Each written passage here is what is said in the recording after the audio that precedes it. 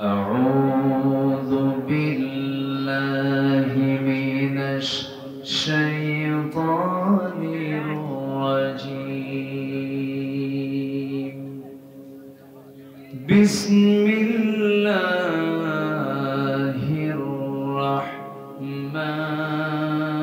الرحمن الرحيم إن الله وملائكته يصلون على النبي يا أيها الذين آمنوا صلوا عليه وسلموا تسليما اللهم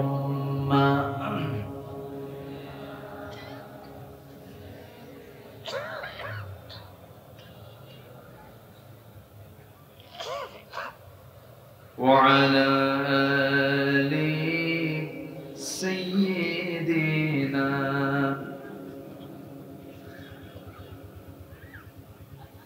একটু মোহাব্বত দিয়ে নবীর প্রেমে মাতোয়ারা হয়ে আওয়াজ দিয়ে জোরালো কণ্ঠে সবাই বলুন আল্লাহুম্মা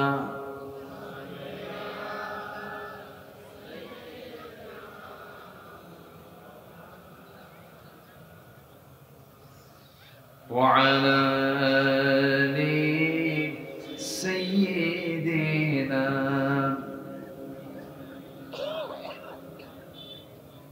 সবাই বলুন বালাগাল উলা বিকামালিহি কাশাফাত তুজা বিজামালিহি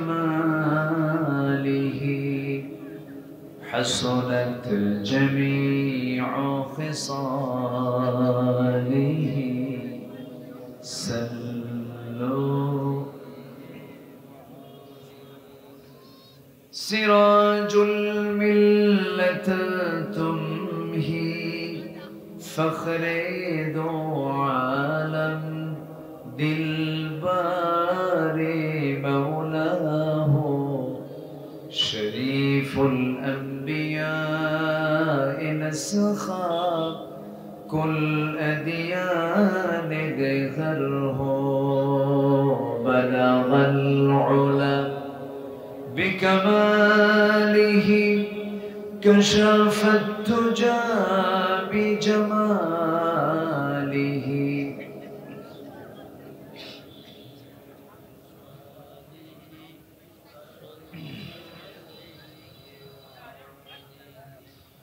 আমি কোরআনের সুর মাঝে শুনেছি যে নাম আজানের সুর মাঝেও শুনেছি সে নাম ও নাম শুনেছি আমি আমার হৃদয় হে রাসূল নবীজি তোমায় হে রাসূল নবীজি তোমায় সবাই বলি সাল্লাল্লাহু আলাইহি ওয়াসাল্লাম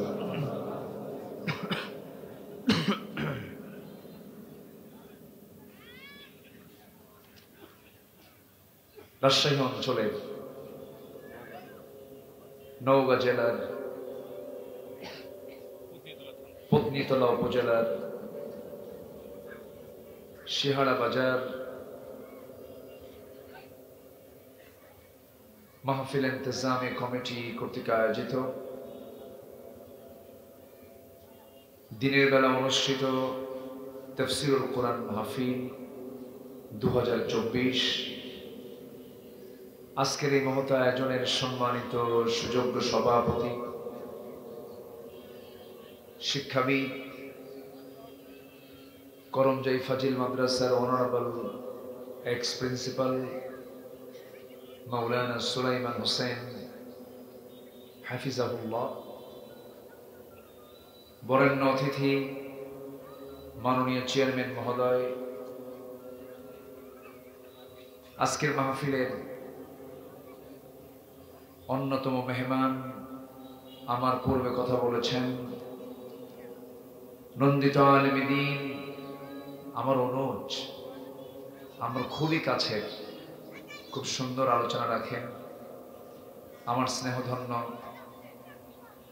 জনাব মাওলানা রিজাউল করিম হাফিজাহুল্লাহ। সামনে উপস্থিত, দূরে কাছের, বিভিন্ন স্থান থেকে ছুটে আসা কালেমার ঝান্ডাবাহী, তাওহীদের পতাকাবাহী, দ্বীন ইসলামের নরসারদুল বীর মুজাহিদ, প্রাণ প্রিয় সম্মানিত দ্বীনি ভাইরা, আড়ালে বসে আছেন শ্রদ্ধেয়া সম্মানিতা মা বোনেরা। আলোচনার সূচনায় আনুষ্ঠানিকতার মধ্য দিয়ে আমার পক্ষ থেকে আবারও দিল খোলা সালাম, আসসালামু আলাইকুম ওয়া রাহমাতুল্লাহি ওয়া বারাকাতুহু। সবাই কেমন আছেন? আমাকে প্রশ্ন করলেন, আল্লাহ তাআলা আমাকে আপনার মতো এবং আপনার কাতারেই রেখেছেন। বলছি আলহামদুলিল্লাহ। সারাদিনের সকল কাজকর্মের স্থগিত ঘোষণা করে ভর দুপুর বেলা হাজার হাজার মানুষের এই সমাগম এটা প্রমাণ করে এই এলাকার মানুষ ইসলাম প্রেমিক, কোরআন প্রেমিক, দ্বীন প্রেমিক। যিনি আসার বসার তৌফিক দিয়েছেন, কালিমাতুশ শুকর আদায় করি, মুহাব্বাতান জোরালো কণ্ঠে বলে উঠছি আলহামদুলিল্লাহ। আবারও বলছি আলহামদুলিল্লাহ। চিৎকার মেরে বলছি আল্লাহুম্মা ইন্নী আসআলুকা আল হুদা ওয়াত তুকা ওয়াল আফাফা ওয়াল গিনা। সবাই বলি আল্লাহুম্মা লাকা আসলামতু ওয়া বিকা আমানতু ওয়া আলাইকা তাওয়াক্কালতু ওয়া ইলাইকা আনাবতু। আমরা আল্লাহ তাআলার শুকর আদায় করে নিলাম। সম্মানিত হাজিরিন, আমার আগের মেহমান খুব সুন্দর চমৎকার কিছু কথা বলেছেন।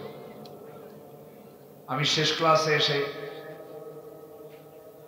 এলেন তো তেমন নাই, আল্লাহর নগণ্য গোলাম, কিছু কথা বলতে চাচ্ছি। আমাকে সময় দিচ্ছেন তো নাকি? কারো তো আপত্তি নেই? বলি ইনশাআল্লাহ। কিছুক্ষণ আগে দুজন ছাত্রের মাথায় আমরা দস্তরবন্দি দিয়ে দিলাম, পাগড়ি প্রদান করা হলো। এর কারণ হচ্ছে তার সিনার মধ্যে আল্লাহ তাআলা উঠিয়ে দিয়েছেন ৩০ পারা কোরআন। এই সেই কথা না কিন্তু। লা তুহাররিক বিহি লিসানাকা লিতা'জালা বিহি ইন্না আলাইনা জামআহু ওয়া কুরআনাহ। আমার রাসূল যখন কোরআন নাযিল হচ্ছিল তিনি আওড়াচ্ছেন, বারবার মুখস্থ করার চেষ্টা করছিলেন। আল্লাহ বলছেন আপনার জিহ্বা এত নড়ানোর দরকার নাই, আমি আল্লাহ নিজে আপনার সিনার মধ্যে জমা করে দেব। কোরআন মুখস্থ করতে চাইলে মুখস্থ করা সম্ভব না। আল্লাহ যে সিনাটাকে কবুল করেছেন সেই সিনায় কোরআন থাকে। তাহলে এখন বলুন, যে দুজন ছাত্রকে আমরা আজকে পাগড়ি পরায় দিলাম, ওটা কি সাধারণ বান্দা না আল্লাহ তাআলা সিলেক্ট করেছেন? নির্ধারিত ওই সিনায় আমি আল্লাহ কোরআন সংরক্ষিত রাখবো। আল্লাহু আকবার। আমরা সন্তান দুটোর জন্য দোয়া করি এবং আমাদের সন্তানের জন্য প্রস্তুতি নিয়ে রাখি। হাফেজের বাপ হন, অনেক বড় লাভ আছে। সম্মানিত ভাইরা, এমন যুগে আমরা এসেছি, সন্তান হয়ে নিজের মাকে গলা টিপে হত্যা করে সেই সন্তানটাকে আবার সেই মাকে ডিপ ফ্রিজে রেখে ডাকাতির অভিনয় করে মানুষকে ডেকে ফেসবুকে স্ট্যাটাস দিয়ে জানিয়ে দিচ্ছে আমার মাকে ডাকাতরা মেরেছে। সম্মানিত ভাইয়েরা, এর পেছনের নেপথ্যে বিভিন্ন কথাই আসতে পারে। সামাজিক কিছু কারণ, নারী পুরুষের অবাধ মেলামেশা, যৌনাচার, পাপাচার, নারীর ফাঁদে পড়ে যাওয়া, পুরুষের ফাঁদে নারী পড়ে যাওয়া এবং এগুলোকে উস্কায় দেওয়া, এবং আরেকটা হচ্ছে এখন জুয়া আধুনিক স্টাইলে চলে, অনলাইনে মোবাইলে জুয়া খেলে। বিবিধ কারণে আপনার সন্তান মুহূর্তের মধ্যেই খুনি হয়ে যাচ্ছে, সন্ত্রাসী হয়ে যাচ্ছে, বিপদগামী হয়ে যাচ্ছে। আজকে আমরা কোন সময় একত্রিত হয়েছি, যে সময় নিজের মাকে খুন করতে দ্বিধা করছে না, নিজের বাবাকে খুন করতে দ্বিধা করছে না। কেন? অপসংস্কৃতির আগ্রাসন এগুলোকে শেষ করে দিচ্ছে। অপরদিকে আমার দেশে যারা সমকামী, পায়োকামী, লিভ টুগেদারে বিশ্বাসী, যারা বউদের উলঙ্গ করে নাচানাচি করায়, জেনার দিকে উস্কায় দেয়, সেই লোকগুলোকে আবার উপদেষ্টা পরিষদের সদস্য বানানো হচ্ছে। জোরে বলি নাউযুবিল্লাহ। মুস্তাফা সরওয়ার ফারুকী, তার প্রতিটি নাটক সিনেমার মূল উপজীব্য হচ্ছে যৌন সুড়সুড়ি দেওয়া, আকাম কুকামে উৎসাহ দেওয়া। এই সমস্ত অপকর্মের দৃশ্য আমরা দেখে আসছি এই দীর্ঘ 53 বছর। কেউ 25 বছর, কেউ 16 বছর, কেউ 9 বছর, আর মঈনুদ্দিন ফখরুদ্দিন কয়েক বছর। এই মিলেই সবাই আমরা দেখলাম দেশ চালালো মুসলমান, কিন্তু ইসলাম দিয়ে চালায় নাই, দুনিয়া দিয়ে চালাইছে। আমরা আর এরকম ধোঁকাবাজদের খপ্পরে পড়তে চাই না। যারা মুসলমান তারা ইসলাম দিয়ে চালাবে, কিন্তু মুসলমান ইসলাম দিয়ে চালায় না মানে সে ধোঁকাবাজ মুসলিম, সে মুমিন মুসলিম নয়, প্রকৃত মুসলিম নয়। অতএব সব কিছু দেখা শেষ, আগামীর দেশ আমরা দেখতে চাই কোরআনের দেশ। আস্তে কোন সবাইকে রাজি আছেন? সবাইকে রাজি আছেন? আল্লাহ কবুল করুন। জোরে বলি আমিন, আরো জোরে আমিন, আরো জোরে আমিন। সম্মানিত ভাইরা, মাহফিল কমিটি মাদ্রাসা কেন্দ্রিক একটা মাহফিল। এই মাহফিলটা প্রত্যেক বছরই হয় না? প্রত্যেক বছর হয়, এই বছরও হচ্ছে। আপনারা বেজান না খুশি? সবাই খুশি হয়েছেন তো? এদেশের মসজিদ মাদ্রাসা মাহফিল সরকার টাকা দেয় না জনগণ টাকা দেয়? জনগণ। আর 16 বছর বন্ধ করছে কারা? সরকার।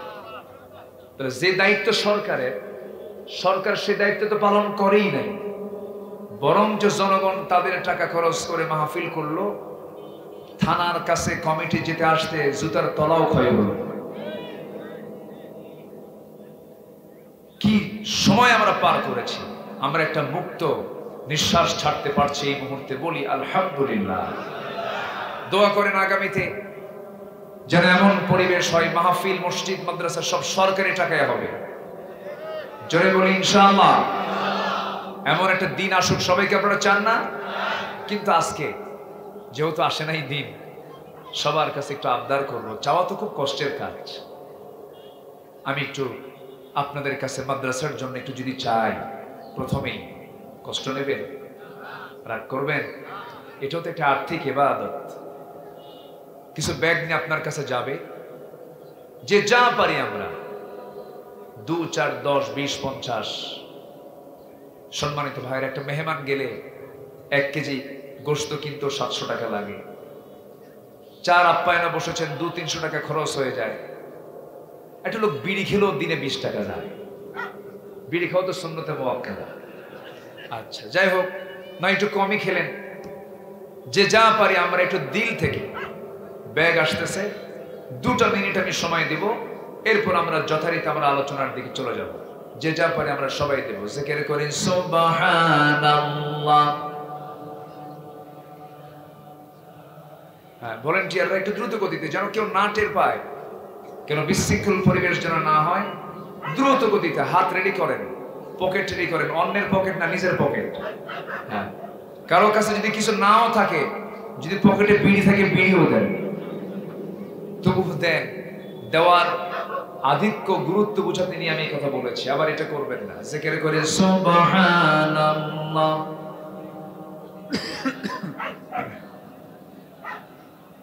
আরো জোরে সুবহানাল্লাহ ওয়ালহামদুলিল্লাহ।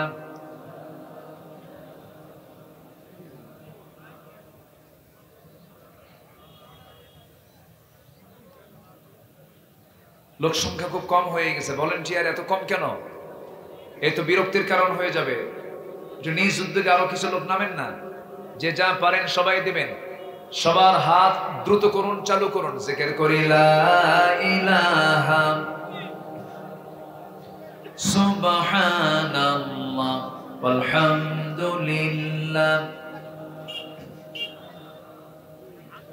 আরো জোরে লা ইলাহা।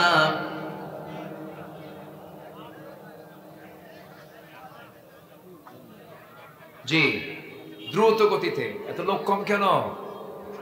মানুষ অনুযায়ী ভলান্টিয়ার কম হয়ে গেছে। দ্রুত গতিতে মাহফিলের সৌন্দর্যের ব্যাঘাত যেন না হয়, এটা পরিকল্পিত হওয়া উচিত ছিল। জিকির করে সুবহানাল্লাহ। জি, যদি নেওয়ার কোনো জিনিস না থাকে, মাথার টুপি খুলে নেন। জি, যে যা পারেন দেন। জিকির করে আল্লাহ আল্লাহ লা ইলাহা।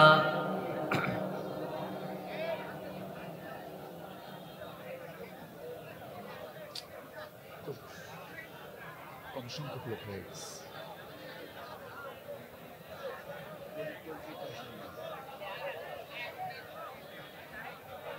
আমি তো কথা বলতে বলিনি। এটা মাহফিল, এটা বাজার নয়। মসজিদ এবং মাহফিলে কথা বলা যাবে না। মসজিদে কথা বলে কয়জন? মাহফিলেও কথা বলবে কয়জন? একজন। যে যা পারেন সবাই দেবেন ইনশাআল্লাহ।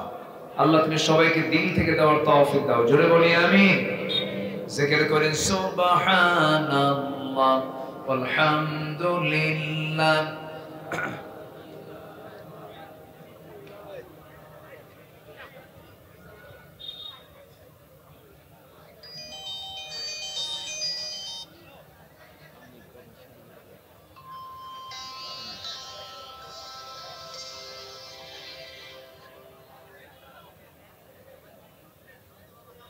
জি, ব্যাগগুলো গেল কোথায়? এত ব্যাগ পিছন দিয়ে আবার নিজের খেদমতে নিল না তো? জি, দ্রুত গতিতে আসেন। জি, আমরা যে যা দিয়েছি আল্লাহ তুমি কবুল করো। জোরে বলি আমিন। আমাদের দান যেন অব্যাহত থাকে। যার নিয়মিত দান থাকে আল্লাহ তাআলা তাকে কোনো মুসিবতে ফেলেন না। জোরে বলি সুবহানাল্লাহ। খাবার যেমন নিয়মিত খেতে হয়, প্রতিদিন খেতে হয়, দান আমাদের প্রতিদিন করা উচিত। আল্লাহ কবুল করুন। জোরে বলি আমিন। সম্মানিত ভাইরা, দ্রুত গতিতে যে যা পারি আমরা দেই। জিকির করি লা ইলাহা। আরো জোরে লা ইলাহা।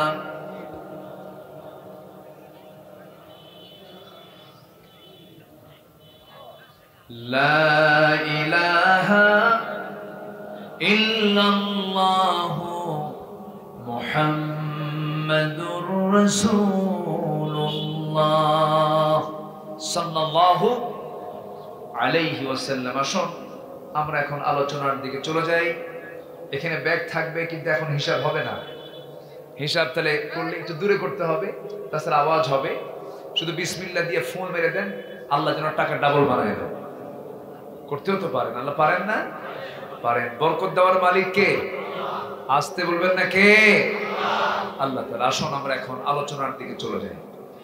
আমরা আখিরাতে আছি না দুনিয়ায় আছি? বলেন, আমরা আখিরাতে না দুনিয়াতে? আচ্ছা, দুনিয়ায় আছি। দুনিয়ায় কি সবসময় থাকবো? যাব কি না? এই বিশ্বাস সবার আছে তো? মরে যাওয়ার পরে কি আর কোনো জগৎ আছে? মরে যাওয়ার পরে কি আর জগৎ নাই? সেই জগতের নাম হচ্ছে আখিরাত। সেই জগতের নাম কি? আখিরাত।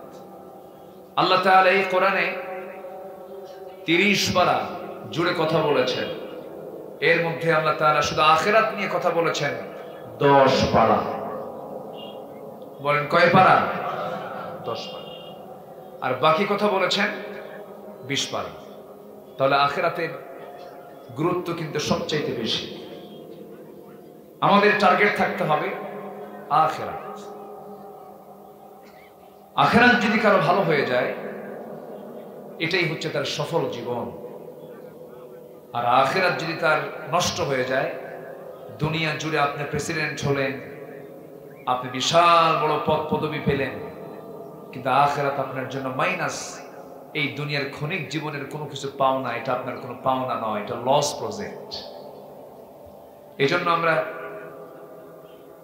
আমরা আখিরাত পেতে চাই না দুনিয়া পেতে চাই? বলেন বলেন বলেন বলেন। কিন্তু আল্লাহ তাআলা দোয়ার মধ্যে বলে দিয়েছেন কি? আগে দুনিয়া না আগে আখিরাত? আগে দুনিয়া না? হ্যাঁ।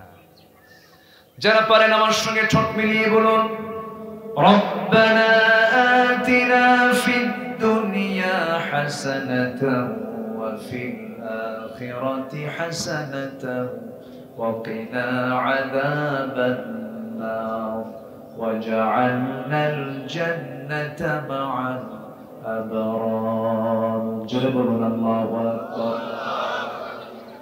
দুনিয়া যদি সুন্দর না হয়, আখিরাত সুন্দর হবে কেমনে? দুনিয়ার জীবনকে সুন্দর করে সাজালেই তো আখিরাতটা সাজানো হয়ে যাবে। এই জন্য দুনিয়ার হাসানাত দরকার আগে, দুনিয়ার প্রস্তুতি আগে দরকার। দুনিয়াকে সুন্দর যদি আমরা করতে পারি, আখিরাতটাও সুন্দর হয়ে যাবে। এই জন্য আমরা দুনিয়াকে সুন্দর করব কি দিয়া? আসতে বলবেন না, কি দিয়া? সুন্দর হবে তখন যখন আমি সাজাবো সব কিছু, ব্যক্তি, সমাজ, পরিবার, রাষ্ট্র, ব্যবসা, প্রশাসন, আইন, সব জায়গায় আমাকে চালাতে হবে কি দিয়া? কোরআন দিয়ে। তাহলে আমার জন্য দুনিয়া কি হয়ে যাবে? সুন্দর হয়ে যাবে, সাজানো হবে, গোছানো হবে।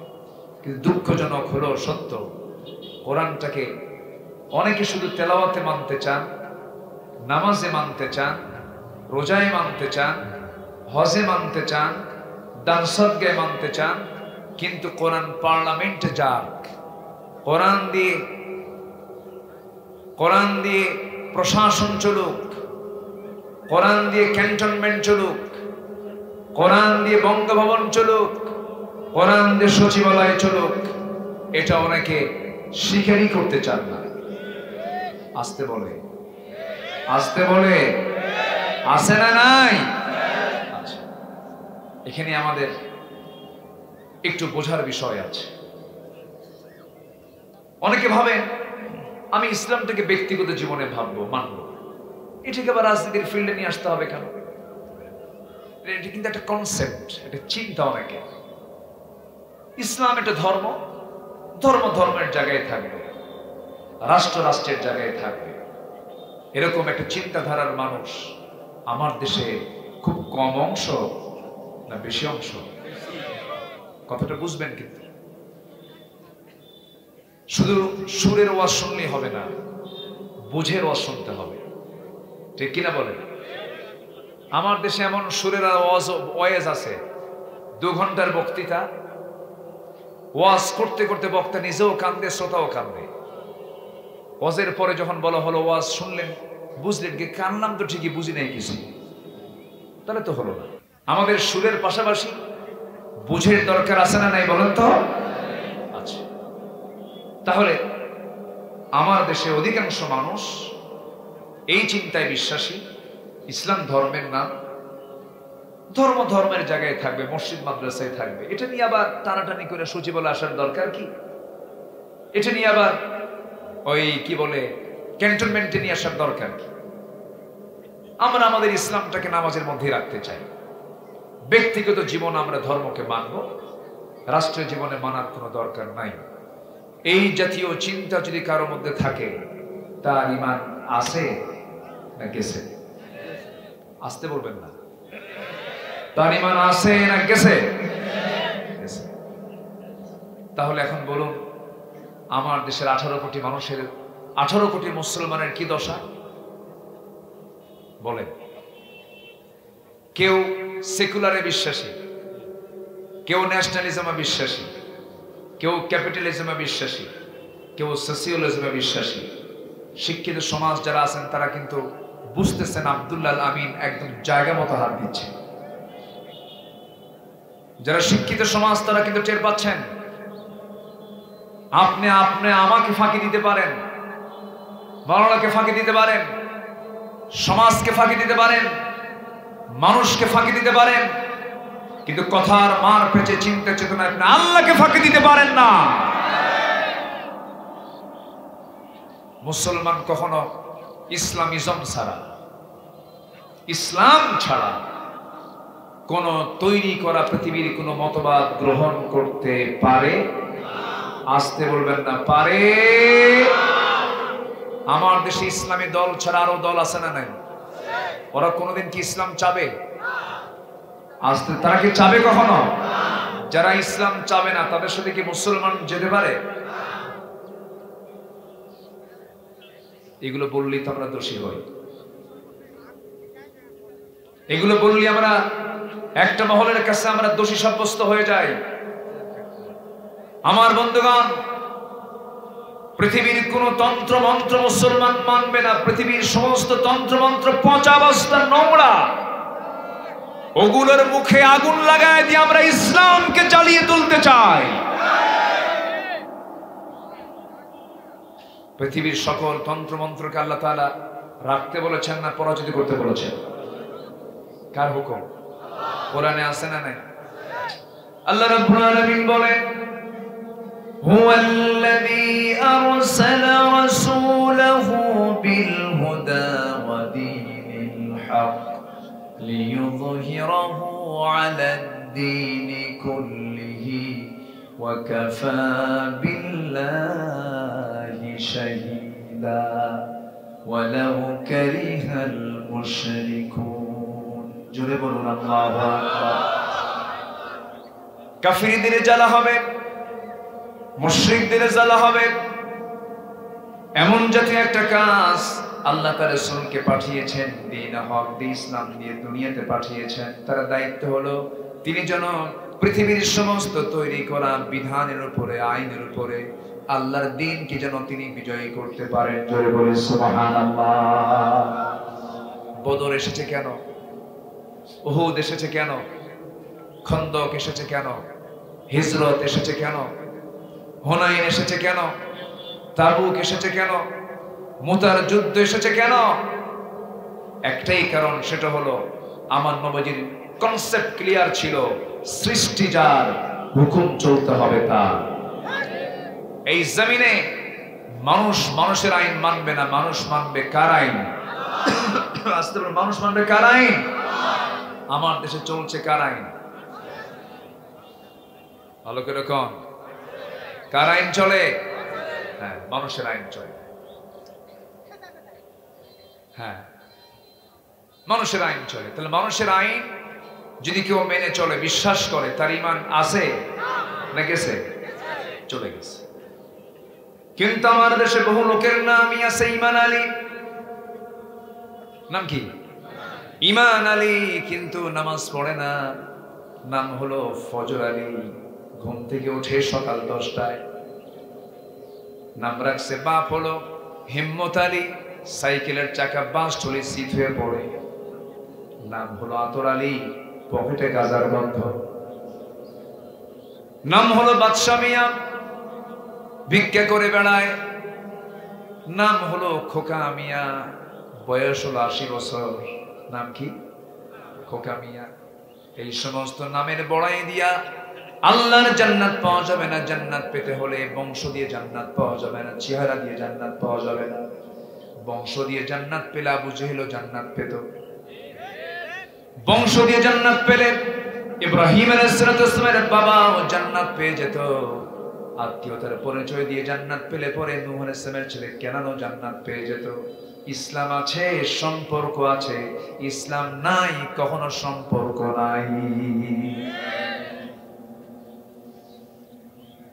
ইসলাম তেমন একটি বিধানের নাম, ঘরের মধ্যে বাসর ঘরের বউ রেখে সাহাবীরা যুদ্ধ করে শহীদ হয়ে গেছেন। ইসলাম তেমন একটি জীবন বিধান।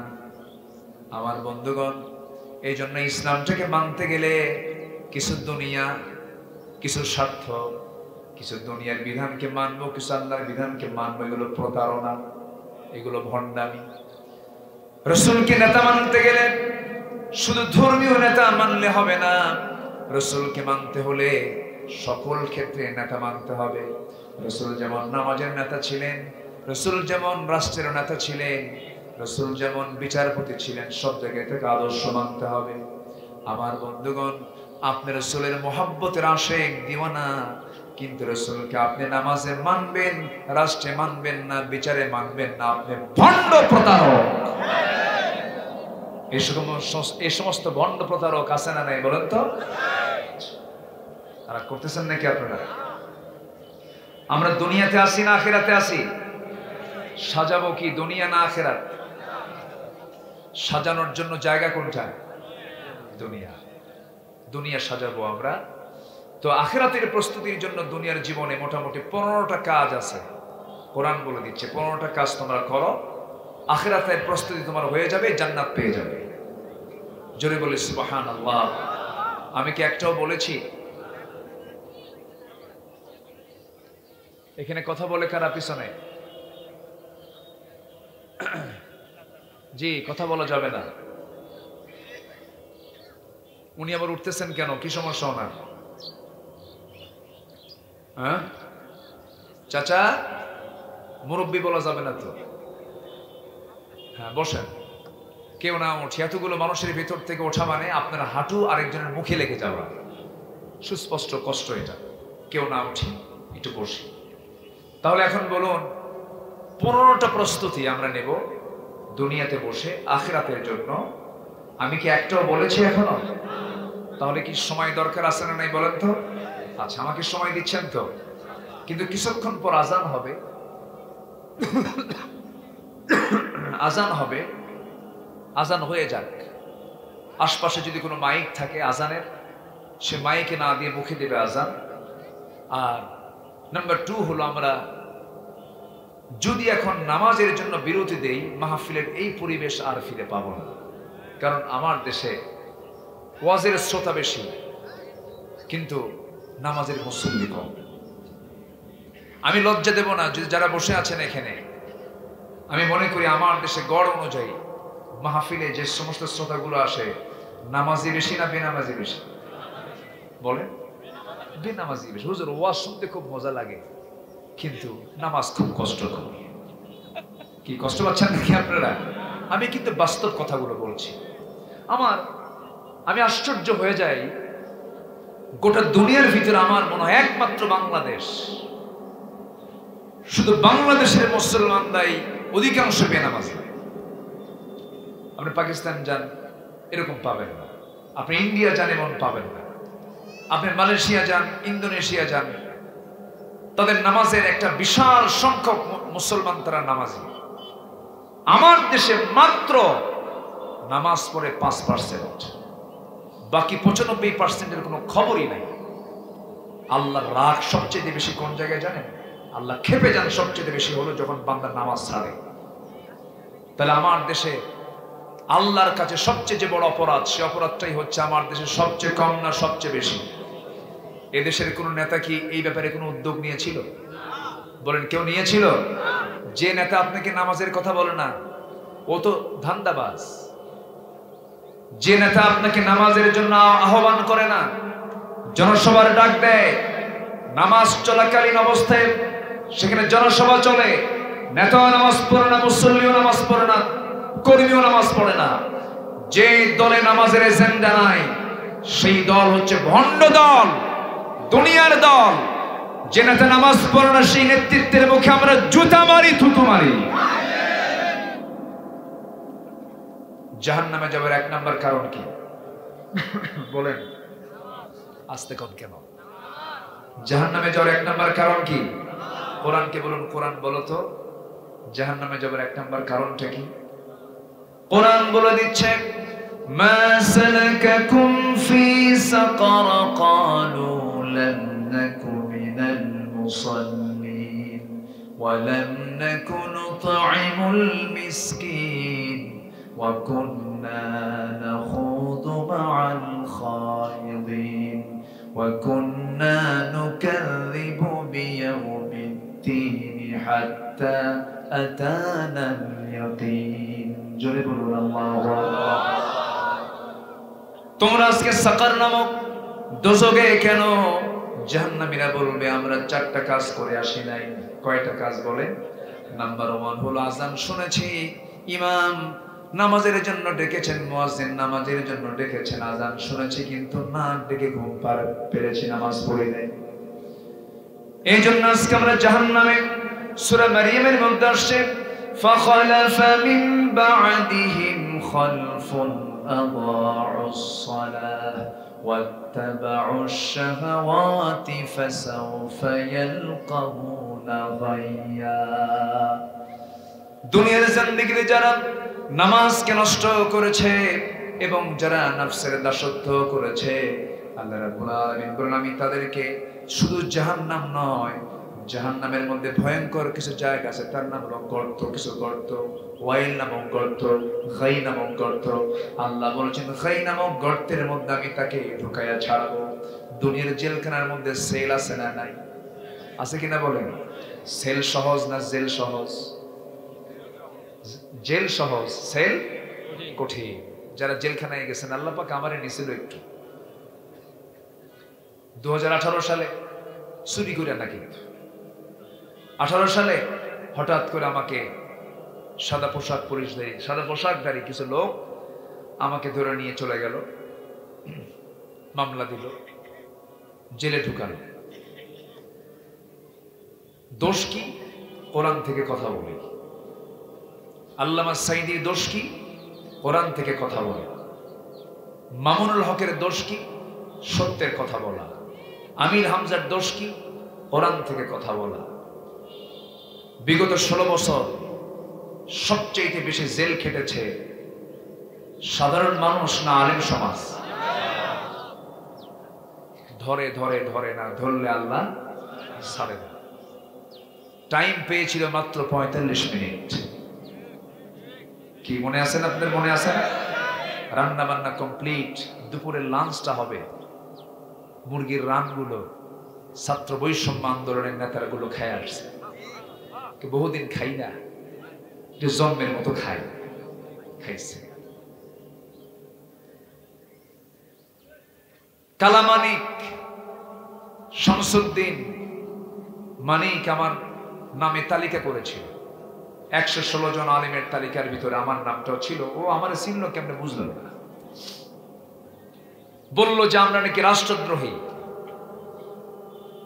সেই মানিককে সিলেটের মানুষ ধরে ফেলেছে, সে একটু ত্রিপুরার দিকে একটু হিজরত করতেছিল, ত্রিপুরা হয়ে দিল্লি যাবে, কিন্তু পারে নাই।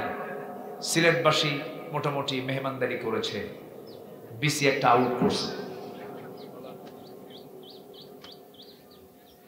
আল্লামা সাঈদী কত আগে বলেছিলেন এমন একটি সময় আসবে পালানোর জন্য একটা ইঁদুরের গর্ত খুঁজে পাবা না। কলার পাতায় ছিল, ঠিক আছে না? সম্মানিত বন্ধুগণ, এই অত্যাচারগুলো 16 বছর রেগুলার তারা করেছে। আয়না ঘর বানিয়েছিল। ব্যারিস্টার আরমান এবং ব্রিগেডিয়ার জেনারেল আব্দুল হাইলামান আজমি দুজনের সঙ্গে আমি সরাসরি কথা বলেছি। কেমন কেটেছে আপনাদের 8 বছর? চোখের পানিতে ভেসে যাচ্ছিল তাদের কথার ভিতরে। বলে ফেললেন, আমার বাবাকে 8 বছর আগে মারা হয়েছে, আমি জানতাম না। আমি যেদিন বের হয়েছে সেদিন জানি আমার আব্বা মারা গেছে।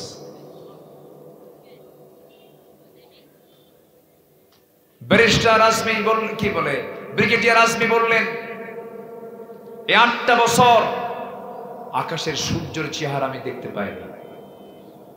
কি স্বাধীনতা আমরা পেয়েছি বলেন? 5 আগস্ট না আসলে মনে হয় ইতিহাসই আমরা জানতাম না। কেন জানেন? কেন? এর উত্তর হচ্ছে একটাই, সেটা হলো ক্ষমতাকে কুক্ষিগত করে আবু জেহেলের মতো, ফেরাউনদের মতো টিকে রাখার চেষ্টা করা। আসতে বলবেন না, জোরে বলেন ঠিক কিনা? কোন উদ্দেশ্য নেই তাছাড়া। কিন্তু ক্ষমতার মালিক কে? আসতে বলবেন না, কে?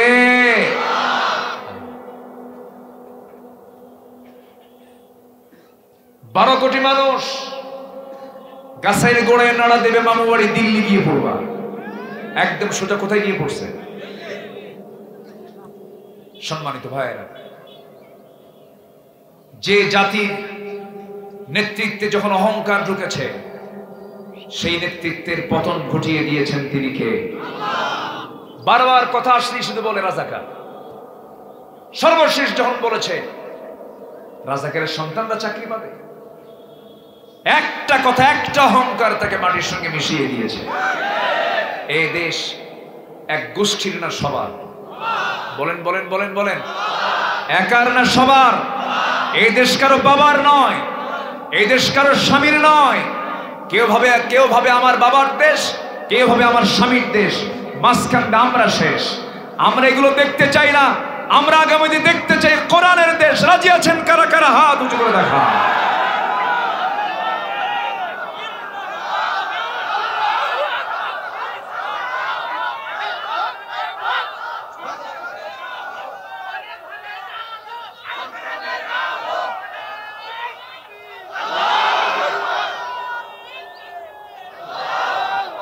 আল্লাহ কবুল করুন, জোরে বলি আমিন, আরো জোরে আমিন। কষ্ট হচ্ছে আপনাদের? আখিরাতের প্রস্তুতির জন্য আমি কয়টা কাজের কথা বলেছি? একটাও কি বলেছি আমি? নুরু ওয়াজ কি শেষ না শুরু? আমাদের মাহফিলগুলো 2 দিন 3 দিন হলে ভালো হয়। এবছর আমি চট্টগ্রামের প্যারেড ময়দানের মাহফিল নিয়েছি। যে মাহফিল করেছিলেন যুগ যুগ ধরে আল্লামা সাইদ রাহিমাহুল্লাহ, 18 বছর মাহফিল বন্ধ রেখেছিল, এবছর শুরু হচ্ছে। আলহামদুলিল্লাহ বলেন। সম্মানিত ভাইয়েরা, আমরা আখিরাতকে সুন্দর করব, জোরে বলি ইনশাআল্লাহ। আমরা তো চলে যাচ্ছি, যে কোনো সময় চলে যাচ্ছি। আপনার আব্বা চলে গেছে, ওনার আব্বা চলে গেছে, আপনার অনেকের বাপ চলে গেছে, ভাই চলে গেছে। আমার বড় একটা বোন ছিল, আমরা একসঙ্গে বড় হয়েছি, নাই, চলে গেছে। আমিও যাব, আপনিও যাবেন, কেউ বাঁচার জন্য আসিনি। শুধু একটা চিন্তা করতে হবে, আমার আখিরাত যেন নষ্ট না হয়। আখিরাত যেন, দুনিয়া যা হয় হোক, আখিরাত নষ্ট করা যাবে না। আমার বন্ধুগণ, আখিরাতকে সুন্দর করার জন্য প্রস্তুতি নিতে হবে 15টা। নাম্বার 1 হলো আল্লাহ রাসূলের প্রতি সন্দেহযুক্ত ঈমান নয়, আল্লাহ নবীর প্রতি দ্বিধাহীন ঈমান আনতে হবে। জানমাল দিয়ে জিহাদ করতে হবে। আল্লাহ রাব্বুল আলামিন সূরা হুজুরাতের 15 নম্বর আয়াতে বলেন, ইন্নামাল মুমিনুনা আল্লাযীনা আমানু বিল্লাহি ওয়া রাসূলিহি সুম্মা লাম ইয়ারতাবু ওয়া জাহাদু বিআমওয়ালিহিম ওয়া আনফুসিহিম ফি সাবিলিল্লাহ উলাইকা হুমুস সাদিকুন। জোরে বলুন আল্লাহু আকবার। মুমিন তো তারাই যারা আল্লাহর প্রতি এবং নবীর প্রতি বিশ্বাস এনেছে সন্দেহ ছাড়া। কি ছাড়া বলে? সুম্মা লাম ইয়ারতাবু। এখানে অনেক বড় আলেম বসে আছে, কোনো সন্দেহ নিয়ে আসা যাবে না। সন্দেহ তখনই দূর হবে যখন কোরআনকে নিয়ে যারা গবেষণা করবে, তাদাব্বুর, কিরাআত, তিলাওয়াত, তাদাব্বুর, ইকরা আফালা ইয়াতাদাব্বারুনাল কুরআন, তিলাওয়াত ওয়ারাত্তিলিল কুরআনা তারতিলা, এগুলো সব থাকতে হবে। শুধু কোরআন কিরাআত করলে হবে না, কিরাআত, তিলাওয়াত, দিরাসাত, তাদাব্বুর সব থাকতে হবে। আল্লাহ কবুল করুন, জোরে বলি আমিন। মাদ্রাসা, এটাই তো মাদ্রাসা না? এটা কি? আচ্ছা, কেজি স্কুল। কেজির ওজন বেশি না শেরের ওজন বেশি? এই জন্য বাচ্চাদের গায়ের যে ওজন, ব্যাগের ওজন তার ডাবল। ছাত্রের পিঠ এরকম বাঁকা হয়ে যায়। এত বই লাগবে না, আপনার সন্তানকে বড় করার জন্য একটা বই যথেষ্ট। আসতে কন কেন? জোরে বলুন ঠিক কিনা? একটা বই দেন, সব ঠিক হয়ে যাবে। মাদ্রাসায় দিয়ে দিবেন চোখ বন্ধ করে। আমি আপনাদের এই উত্তরবঙ্গের একটা গেটওয়ে বগুড়া জেলায় আমি নিজে 5 অগাস্টের পরে উত্তরবঙ্গবাসীর জন্য একটা প্রতিষ্ঠান আমি ওপেন করেছি, দারুল আমিন আইডিয়াল মাদ্রাসা। কারণ শিক্ষা নিয়ে আন্দোলন করতে হবে। এদেশের শিক্ষানীতি ধ্বংস করার জন্য ব্রিটিশের সময় থেকে শুরু করেছে। এই জন্য শিক্ষা ব্যবস্থাকে ঢেলে সাজানোর দরকার আছে না নাই? বিসিএস ক্যাডার কোরআন সূরা ফাতিহা পড়তে পারবে, আছে না? ওযুর ফরজ কয়টা? 16টা। কে ভুল বললা? কেটে তাহলে 18টা হবে। বিসিএস ক্যাডার কোরআন পড়তে। পদ্মা সেতু উদ্বোধন, এই দেশে কত দামি দামি হাফেজ, বিশ্ববিজয় হাফেজ, ওদেরকে বাদ দিয়া পদ্মা সেতুর উদ্বোধনে দিছে এক বিসিএস ক্যাডারকে কোরআন তেলাওয়াত করতে। শয়তান কই তোর আমার তেলাওয়াত ভালো আছে। এই হচ্ছে তেলাওয়াতের দশা। কেন? শিক্ষা ব্যবস্থার সম্পূর্ণ ত্রুটি আছে না নাই বলেন তো? আচ্ছা, এই জন্য শিক্ষাকে সুন্দর করে ঢেলে সাজানোর জন্য সবারই একটা উদ্যোগ থাকতে হবে। আপনার সন্তানকে কখনো অপূর্ণ শিক্ষায় শিক্ষিত করা যাবে না। সব জ্ঞান হোক আর না হোক, কোরআন যেন অবশ্যই থাকে, এটা মাথায় রাখ। নচেত আপনার সন্তানের হাতে আপনাকে মরতে হবে। আপনার জানাজা আপনার সন্তান আসার সময় পাবে না। আপনার সন্তান আপনাকে বুড়াকালে বৃদ্ধাশ্রমে পাঠাবে। ওই সন্তান আপনাকে আখিরাতের জিন্দেগিতে জাহান্নামের কারণ হয়ে যাবে। আমি উদ্যোগ নিয়েছি, আপনি উদ্যোগ নেন। দ্বীনি প্রতিষ্ঠান গড়ে তুলুন।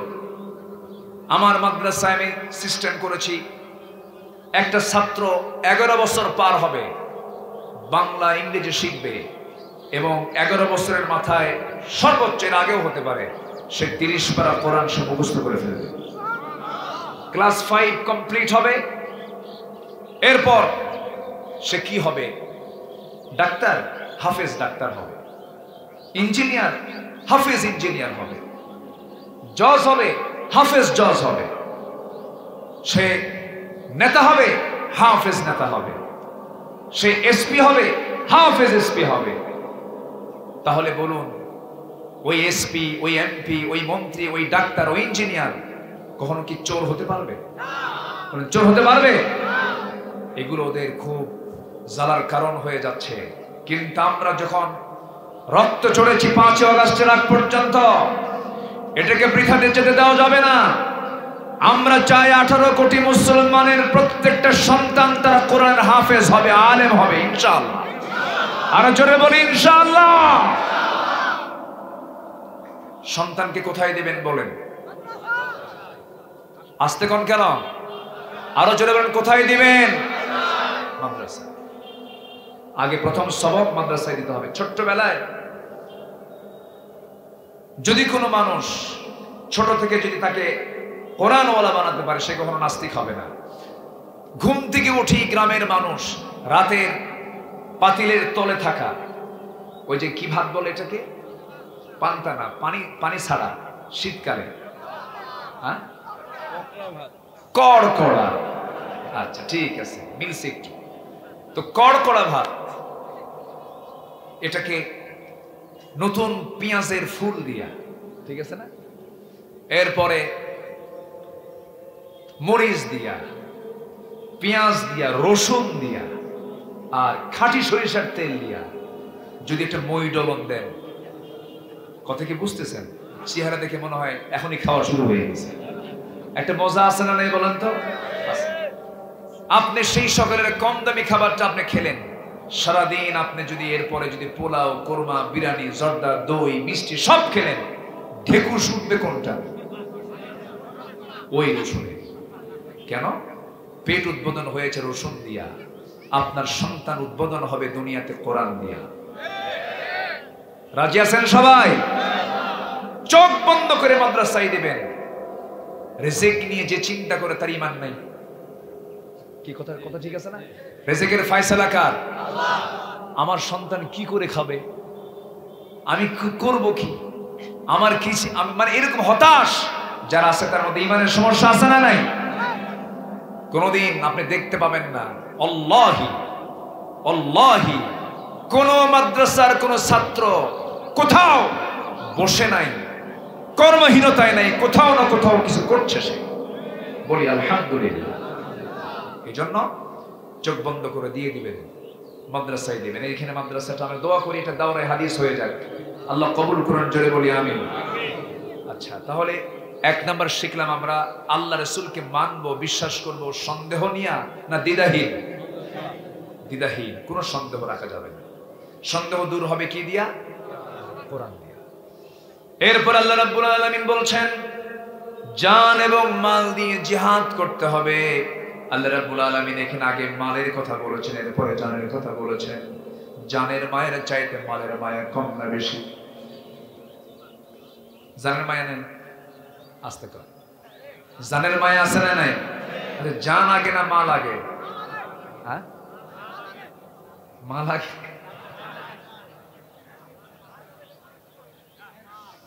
জান আপনাকে দিতে পারবেন না, তো মালের যদি মোহাম্মত না কমে জান দেওয়া সহজ না। মালের মোহাম্মত কমলেই জান দেওয়া যাবে। এই জন্য আল্লাহ আগে বলছেন আগে মাল দে, আগে মালটা দে, তোর দেখি কিরকম মোহাম্মত আছে। মাল আগে দাও, তোমার জান দেওয়া সহজ হয়ে যাবে। আল্লাহু আকবার। আমার বন্ধুগণ, জান এবং মাল দিয়ে যারা আল্লাহর পথে জিহাদ করবে, আল্লাহ রাব্বুল আলামিন বলছেন এই পৃথিবীতে আমি তাকে সত্যবাদী বলবো যে আল্লাহর পথে জান মাল দিয়ে জিহাদ করে। সত্যবাদী তারাই। হ্যাঁ, শুধু যুদ্ধের ডাক এসেছে, কে না জানেন ইতিহাসগুলো। বদর যুদ্ধের দিন আমার রাসূল এক সাহাবীকে সামনে রেখে বলেন, সাহাবী বলবো একটা কথা, কি তোমরা যদি বদর যুদ্ধে এখন ঝাঁপিয়ে পড়ো, এই যুদ্ধের ফলাফল হচ্ছে আল্লাহ তাআলা এমন জান্নাত দিবেন যে জান্নাতের প্রশস্ততা হলো আসমান জমিন বরাবর। তখন ওই সাহাবী খেজুর খাচ্ছিলেন। কি খাচ্ছিলেন? খেজুর। অর্ধেক খেয়েছেন, অর্ধেকটা ফেলে দিলেন। রাসূল বললেন ফেললা কেন অর্ধেকটা? হুজুর এতটুকু সময় যে খাবো তাও তো লস, দেরি করবো না, এক্ষুনি ঝাঁপিয়ে পড়লাম। আল্লাহু আকবার। আমরা প্রিপারেশন নিয়ে আগামী রমজান থেকে নামাজ ধরবো, এরকম আছে নাকি? এরকম অনেকে আছে, আগামী রমজান থেকে ভালো হয়ে যাবে, এরকম আছে না? আর সাহাবী কি করলেন? খেজুর অর্ধেক খায়, কি করলেন? ফেলে দিলেন। অর্ধেক খেজুর ফেলে দিয়া যুদ্ধে ঝাঁপিয়ে পড়লেন। মুতার যুদ্ধের কথা কে না জানেন? 1 লক্ষ রোমান সৈন্য। সেই সময়ে তৎকালীন দুনিয়ার সবচেয়ে বড় পরাশক্তি রোমান। 1 লক্ষ রোমান সৈন্য পাঠায়া দিয়েছে। নবীর কানে যখন সংবাদ চলে গেছে, আমার নবীজি বললেন সাহাবীরা যুদ্ধের ডাক এসেছে, কারা কারা যাবে? লাব্বাইক ইয়া রাসূলুল্লাহ। আমার নবীর সামনে 3000 সাহাবী জড়ো হয়ে গেলেন। কয় হাজার? 3000। নবীজি বললেন আমার কলিজার টুকরা পালক পুত্র যায়, এইদিকে আসো, তাআল, এইদিকে চলে আসো। চলে আসলেন। জাফর আমার চাচাতো ভাই, আবিসিনায় হিজরত করেছো, আসো আমার পাশে দাঁড়াও। এরপরে বলছেন আব্দুল্লাহ বিন রাওহা, সামনে চলে আসো। মোট কয়জন হলো? 3 জন হলো। রাসূল বললেন ও সাহাবীরা, তোমাদেরকে সাক্ষী বানায় দিলাম, আমার যায়েদকে 1 নাম্বার, আমার চাচাতো ভাইকে 2 নাম্বার এবং আমার সাহাবী আব্দুল্লাহ বিন রাওহাকে 3 নাম্বার সেনাপতি বানালাম। মুনাফিকরা সঙ্গে সঙ্গে চিন্তা করলো সেনাপতি হয় 1 জন, হয়ে গেছে কয়জন? 3 জন। মানে 3টাই মরবে। মুনাফিকদের বুদ্ধি কম না বেশি?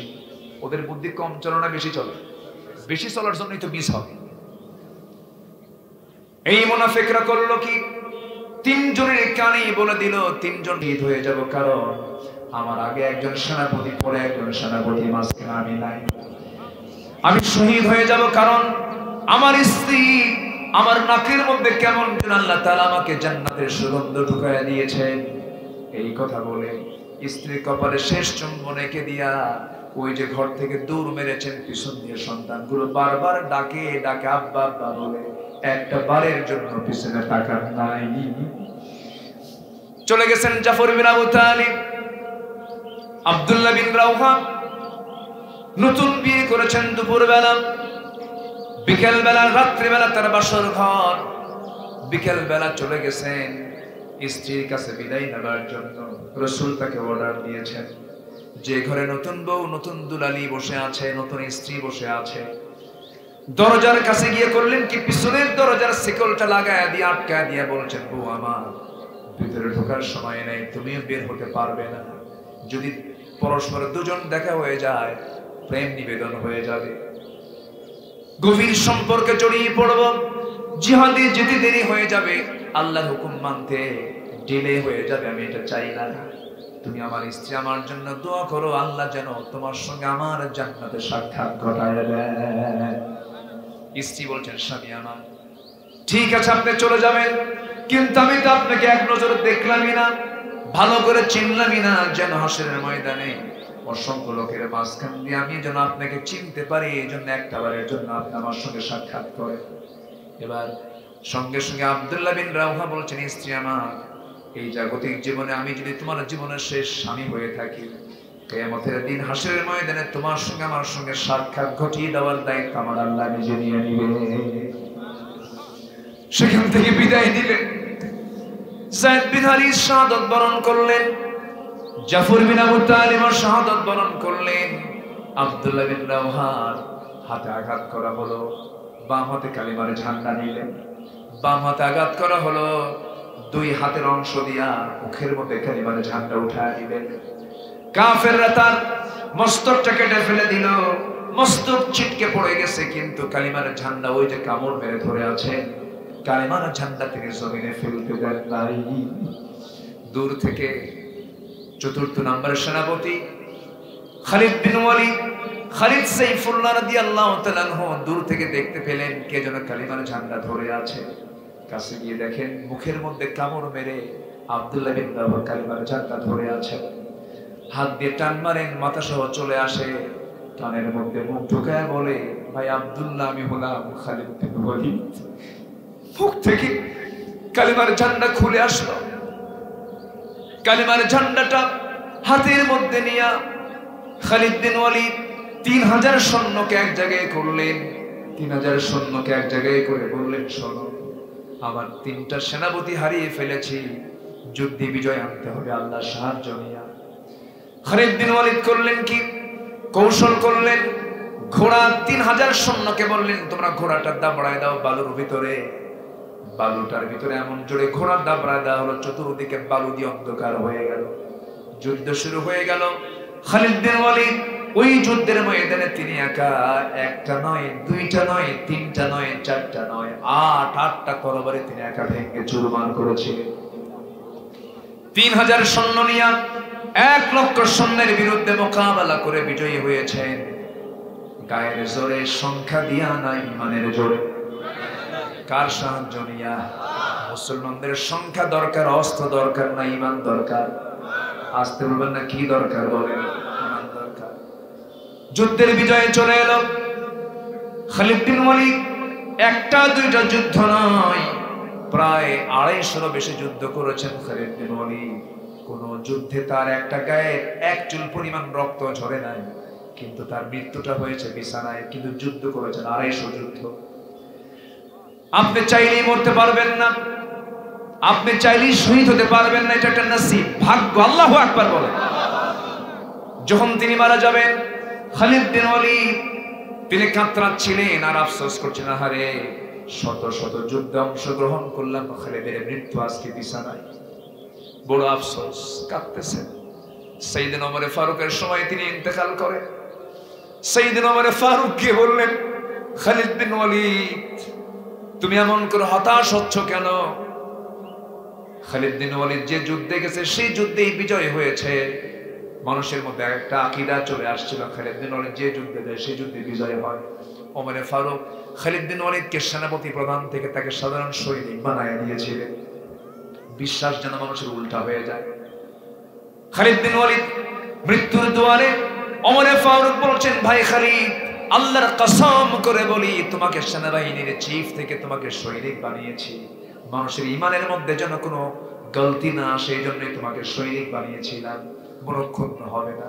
তুমি কেন হতাশ হচ্ছ? বিছানায় মৃত্যু হয়েছে তো কি হয়েছে? ওয়া ইম্মা তাআলা ফিরাশিহি, যদি কোনো লোকের জিহাদের তামান্না থাকে, তার মৃত্যু যদি বিছানায় হয়ে থাকে, আল্লাহ রাব্বুল আলামিন তাকে শহীদের দরজা দিয়ে দেন। জোরে বলি সুবহানাল্লাহ। খালিদ বিন ওয়ালিদ কালিমার ঝান্ডা বিজয়ী বেশে মদিনার দিকে নিয়ে আসতেছিলেন। আমার নবী যেই দিকে চলে গেছে, খালিদ জাফর বিন আবু তালিবের বাড়িতে গেছেন।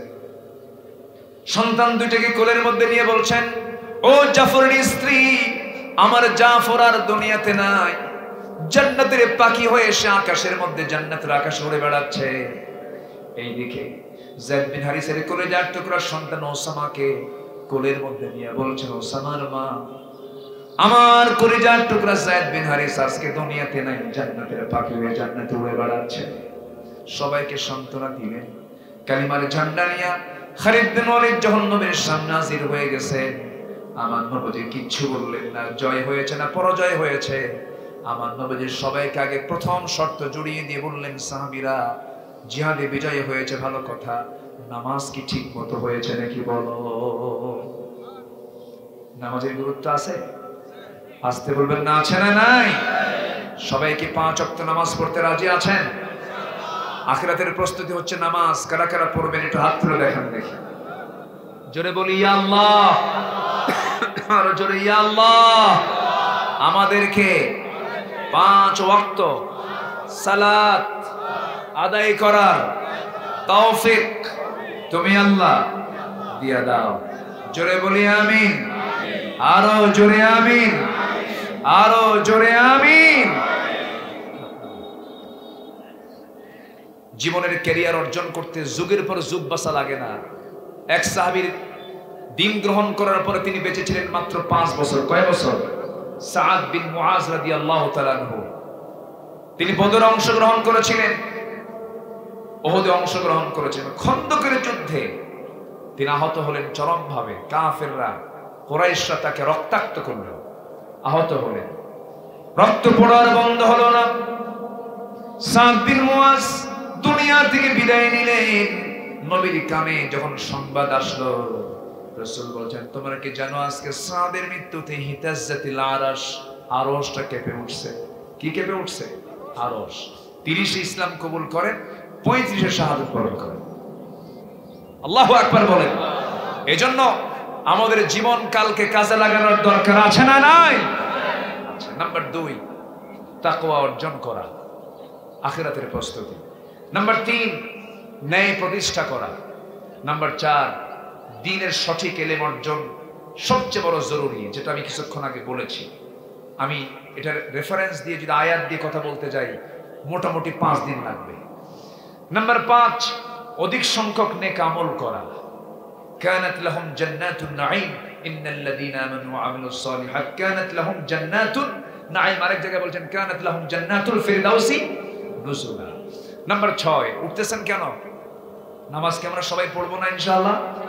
একসঙ্গে পড়বো, জোরে বলি ইনশাআল্লাহ। নাম্বার 6, ধৈর্য ধারণ করা।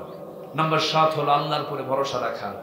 নাম্বার 8 হলো দুনিয়ার ভোগ বিলাসে নিমগ্ন না হয়ে আখিরাতের আবাসকে মূল লক্ষ্য হিসাবে স্থির করা। ওমাল হায়াতুদ দুনিয়া ইল্লা লাইবুন ওয়া লাহবুন ওয়া ইন্নাদ দারাল আখিরাতা লাহিয়াল হায়াওয়ান লাউ কানু ইয়ালামুন। নাম্বার 9 হলো নিজেকে এবং পরিবারকে জাহান্নামের আগুন থেকে বাঁচানোর চেষ্টা করা। কু আনফুসাকুম ওয়া আহলিকুম নারা। নাম্বার 10, তওবা করা। নাম্বার 11, আল্লাহর পথে এক্সপ্যান্ড করা, ব্যয় করা। ব্যয় করলে তার আমলনামার সওয়াবগুলো ডাবল ডাবল ডাবল ডাবল হয়ে যায়। আল্লাহু আকবার বলেন। মাসালুল লাযিনা ইউনফিকুনা আমওয়ালাহুম ফি সাবিলিল্লাহ কামাসালি হাববাতিন আনবাতাত 7 সানাবিলা ফি কুল্লি সুবলাতিন 100 হাব্বা। আল্লাহু আকবার বলেন। আচ্ছা, নাম্বার 12 হলো শিরকের অন্তর্ভুক্ত সকল কর্মকাণ্ড থেকে নিজেকে পরহেজ রাখা। নাম্বার 13 হলো আল্লাহ প্রদত্ত একমাত্র সঠিক পথের অনুসরণ করো, ইন্না হাদা সিরাতি মুস্তাকিমা। নাম্বার 14 হলো আল্লাহ রাসূলের পূর্ণ আনুগত্য করে সালাত কায়েম এবং যাকাত প্রদান করা। নাম্বার 15 হলো সর্বক্ষণ মহান আল্লাহর সামনে দাঁড়ানোর ভয়ে হৃদয়ে লালন করা। সবসময় কার ভয়? কার ভয়? কার ভয়? আল্লাহর ভয়। ভাইরা, আপনি কি যাচ্ছেন চলে? দোয়া, এদিকে দোয়া নেই? দোয়া হয় নাকি? এদিকে দোয়া হয় তো? দোয়া ছাড়া যাচ্ছেন কেন? এত মানুষ পাবেন কোথায় আপনি এখন? এত শ্রেষ্ঠ জায়গা আর কি এই এলাকায় আছে? আজকে বসে আমরা দোয়া করবো। আমরা চাইবো কার কাছে বলেন তো? আল্লাহর কাছে যাবো। যতটুকু হয়েছে আমরা বলে ফেলি আলহামদুলিল্লাহ। আজান হয়েছে আরো 25 মিনিট আগে। আমি আর বাড়াবো না, কারণ আসরের সালাতের গুরুত্ব সবচেয়ে কম না সবচেয়ে বেশি? হাফিযু আলাস সালাওয়াত ওয়াস সালাওয়াতুল ওয়ুসতা। আমরা নামাজ পড়ব। বসেন, আমরা ছোট্ট একটা দোয়ার মধ্য দিয়ে মাহফিলের ইতি টানতে চাই। এই মাহফিল প্রত্যেক বছর হোক, সবাই চান না? সবাই চান কিনা বলেন? আল্লাহ কবুল করুন। নামাজ ব্যক্তিগত জীবনে পড়বো, রাষ্ট্রীয় জীবনে নামাজ কায়েমের আন্দোলন করবো। জোরে বলি ইনশাআল্লাহ। দিন কায়েমের সংগ্রাম করা সবার জন্য কি? আরো জোরে, আরো জোরে। বসেন, সবাই নামাজের মতো করে বসি, বলি সুবহানাকা আল্লাহুম্মা ওয়া বিহামদিকা আশহাদু আল্লা ইলাহা ইল্লা আনতা আস্তাগফিরুকা ওয়া আতুবু ইলাইকা। চিৎকার মেরে বলি ইয়া আল্লাহ, ইয়া রহমান, ইয়া রহিম, ইয়া হাইয়্যু, ইয়া কাইয়্যুম। একটা বিষয় বলি, বিষয়টা বলা হয়নি, আপনারা সবাই জানেন। একটা চলমান একটা ঘটনা ঘটেছে নোয়াখালীতে। মুনতাহা নামে একটা ছোট্ট 7 বছরের মেয়েকে প্রতিবেশী হিংসা করে পাশের পুকুরের ভিতরে পুঁতে রেখে হত্যা করেছে। কিসের জের? একটা জিদ ছিল, একটা রাগ ছিল, একটা হিংসা ছিল। সম্মানিত ভাইয়েরা, যারা মানুষকে খুন করে, যারা মানুষকে হত্যা করে, ইসলাম তার শাস্তি দিয়েছে নরম না শক্ত? আমরা চাই প্রতিটি হত্যার শক্ত বিচার করা হোক। আসতে বলবেন না, জোরে বলেন ঠিক কিনা? এরকম মুনতাহার মতো ক্ষণজন্ম 7 বছরের একটা ছোট্ট মেয়ে, ফুটফুটে মেয়ে, তার কোনো দোষ নাই। এরকম জীবন যেন আর না যায়। প্রত্যেকটা খুনের শক্ত বিচার হওয়া বাংলার জমিনে দরকার।